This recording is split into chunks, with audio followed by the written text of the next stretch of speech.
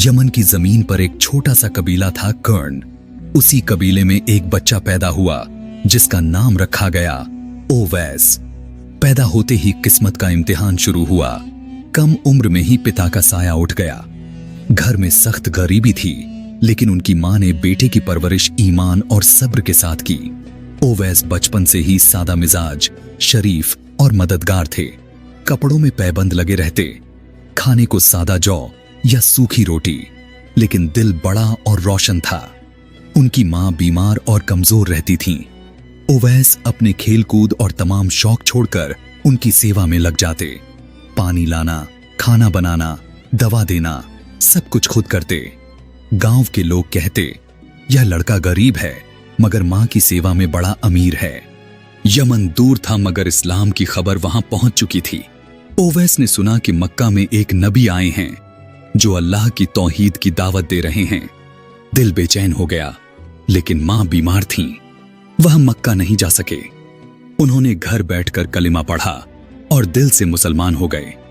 उनकी आंखों से आंसू बहते और कहते, काश मैं भी नबी सल्लल्लाहु अलैहि वसल्लम की आंखों को देख पाता, उनके साथ नमाज पढ़ पाता। लेकिन मां की सेवा उनके लिए नबी सल्लल्लाहु अलैहि वसल्लम की खुशबू थी। रसूलुल्लाह सल्लल्लाहु अलैहि वसल्लम ने एक दिन सहाबा से फरमाया, यमन में एक शख्स है, ओवैस करनी। उसकी मां बूढ़ी और बीमार है। वह उसकी सेवा करता है। अगर कभी उसकी मुलाकात हो तो उससे मेरी उम्मत के लिए दुआ करवाना। सोचिए, मदीने में बैठे नबी सल्लल्लाहु अलैहि वसल्लम ने यमन में बैठे ओवैस का तज़किरा किया। यह उनकी कद्र थी अल्लाह के नजदीक। ओवैस अक्सर रातों को रो रो कर सजदे करते, कहते, या अल्लाह, मेरी जिंदगी तेरे लिए है। मेरी मोहब्बत तेरे रसूल सल्लल्लाहु अलैहि वसल्लम के लिए है। मेरी तमन्ना सिर्फ जन्नत नहीं बल्कि तेरा दीदार है। लोग उन्हें पागल समझते क्योंकि वह अक्सर अकेले बात करते। कभी कहते, ओ दिल, गुनाह से दूर रह। कभी आंसू बहाते और कहते, ऐ नफ्स, तू मुझे जहन्नम की तरफ खींच रहा है, लेकिन मैं तुझे रोकूंगा। ओवैस की जिंदगी का सबसे बड़ा पहलू था मां की सेवा। उनकी मां बूढ़ी, बीमार और चलने फिरने से लाचार थीं। ओवैस अपने दिल की हर ख्वाहिश, हर सपने को कुर्बान करके मां की खिदमत में लगे रहते। कभी उनके लिए खाना बनाते, कभी दवा ढूंढने बाजार जाते और कभी रात भर उनके सिरहाने बैठकर उनका दर्द बांटते। कई बार उनके दिल में ख्याल आता कि काश मैं मदीना जाऊं, रसूलुल्लाह सल्लल्लाहु अलैहि वसल्लम को देखूं, उनके हाथों से मिलूं। लेकिन मां कहती, बेटा, मैं तुझे अल्लाह की अमानत समझकर पाल रही हूं। अगर तू मुझे छोड़कर चला गया तो मैं तन्हा हो जाऊंगी। ओवैस मां की आंखों में आंसू देखकर अपनी ख्वाहिश दबा देते और कहते, अम्मी, आपका पास रहना ही मेरे लिए रसूलुल्लाह सल्लल्लाहु अलैहि वसल्लम की खिदमत है। एक दिन सहाबाए कराम बैठे थे। रसूलुल्लाह सल्लल्लाहु अलैहि वसल्लम ने फरमाया, यमन की सरजमीन पर एक आदमी है, ओवैस करनी। उसकी मां बूढ़ी है, वह उसकी सेवा करता है। उसके जिस्म पर बरसों की बीमारी, कोढ़ का निशान है, मगर अल्लाह ने उसे शिफा दे दी है। अगर वह तुम्हें कभी मिले तो उससे मेरी उम्मत के लिए दुआ करवाना। यह सुनकर सहाबा हैरान रह गए। क्या वजह थी कि नबी सल्लल्लाहु अलैहि वसल्लम ने अरब के बड़े बड़े लोगों का नाम न लिया, लेकिन यमन के एक गरीब आदमी का जिक्र किया? असल में वजह थी मां की सेवा और दिल का सच्चा ईमान। रसूल सल्लल्लाहु अलैहि वसल्लम के विसाल के बाद हजरत उमर और हजरत अली करमल्लाहु वजहू ओवैस को तलाश करने यमन पहुंचे। गांव के लोग बोले, यहां एक फटे हाल आदमी है, कपड़ों में पैबंद लगे रहते हैं, अक्सर अकेला रहता है। जब उमर फारूक ने उनसे मुलाकात की और पूछा, क्या आप ओवैस हैं? उन्होंने सिर झुका लिया और कहा, हां, मैं वही तन्हा गरीब हूं। हजरत उमर ने कहा, नबी सल्लल्लाहु अलैहि वसल्लम ने हमें हुक्म दिया था कि अगर हम आपसे मिलें तो आपसे उम्मत के लिए दुआ करवाएं।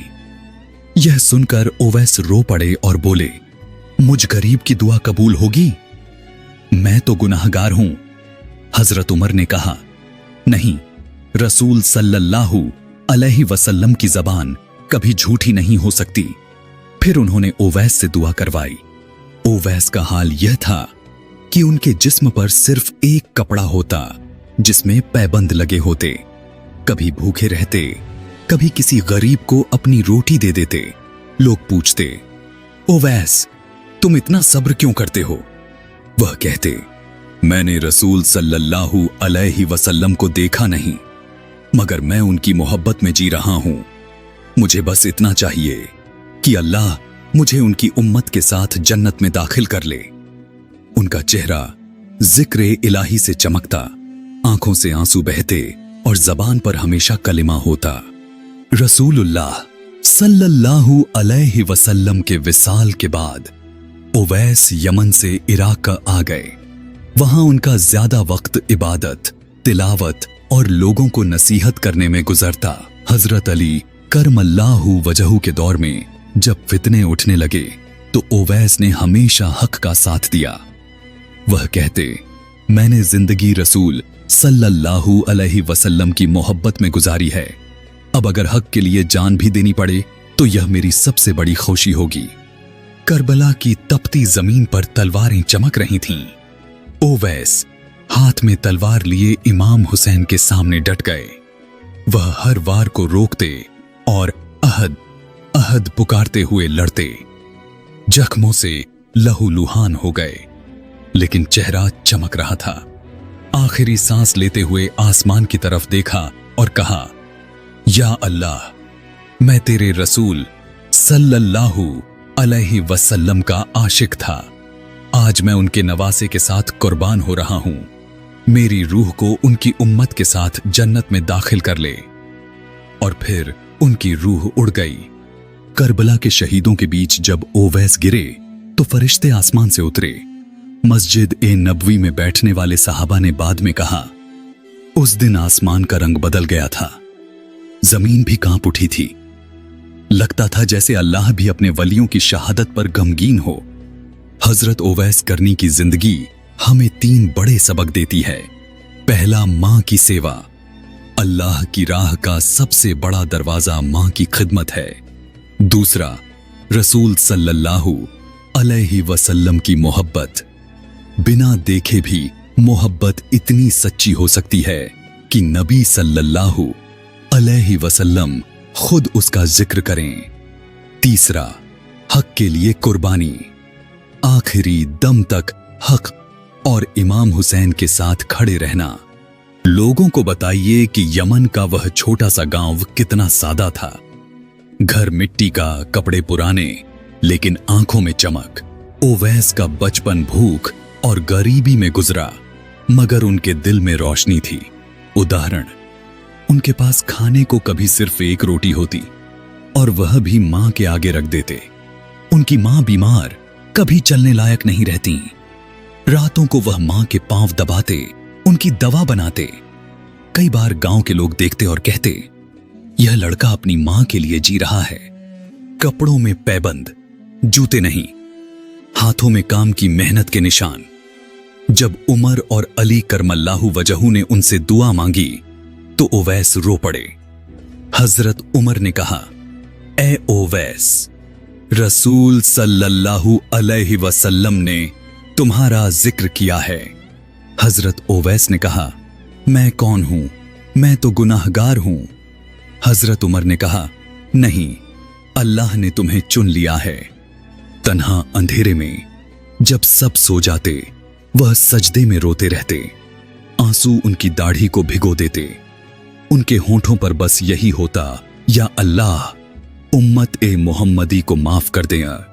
भाइयों, आज हमने सुना हजरत ओवैस करनी की जिंदगी का सफर, बचपन से लेकर उनकी शहादत तक।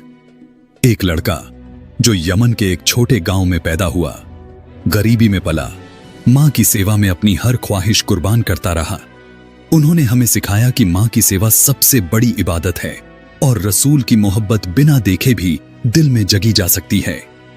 उनकी जिंदगी की सबसे बड़ी ताकत थी सब्र, तौबा और हक के लिए डटे रहना। सोचिए, हमने अपनी मां की कितनी सेवा की, कितनी नमाजें समय पर अदा की, कितनी दुआओं में दिल से अल्लाह को याद किया। या अल्लाह, हमें भी अपने बंदों की सेवा करने की तौफीक दे। हमें रसूल सल्लल्लाहु अलैहि वसल्लम की सच्ची मोहब्बत अता कर हमें हक के लिए डटने की ताकत दे।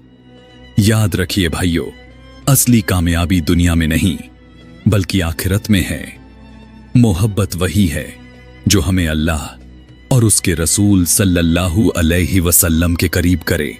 तो चलिए, आज से हम भी ओवैस करनी की तरह दिल से अल्लाह के लिए जीना और अल्लाह की राह पर चलना अपनाएं।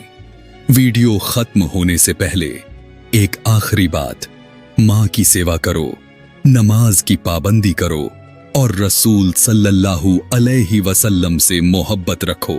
यही असली जीत है।